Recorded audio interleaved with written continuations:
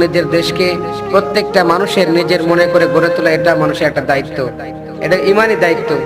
নবীজি সাল্লাল্লাহু আলাইহি সাল্লাম যখন তিনি মক্কা থেকে মদিনায় হিজরত করতেছিলেন, নিজের ইচ্ছা না, আল্লাহ তাআলার ইচ্ছায়। তো নবীজি সাল্লাল্লাহু আলাইহি সাল্লাম যখন যাচ্ছিলেন, বারবার কাবা ঘরের দিকে তাকাচ্ছিলেন, মক্কা নগরের দিকে তাকাচ্ছিলেন, আর চোখের পানিগুলো টপ টপ করে নবীজির চোখ দিয়ে পড়তেছিল। কারণ হলো, নিজের মাতৃভূমি, নিজের জন্মভূমির প্রতি প্রত্যেকটা মানুষের টান আছে, কথা বলেন ঠিক কিনা?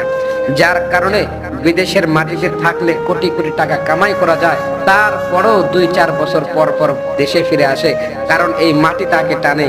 এই জন্মস্থানের মহাব্বত মানুষের কলিজার মধ্যে আছে, এবং জন্মস্থান এবং নিজের দেশ রক্ষা করে, এটা একটা ঈমানি দায়িত্ব। এই জন্য তো বলা হয় যে নির্বাচনের আগে যে আপনি যে ভোট দান করতেছেন, ভোটের মাধ্যমে দেশ পরিচালনা হবে, এটা ঈমানি দায়িত্ব। অতএব ভোট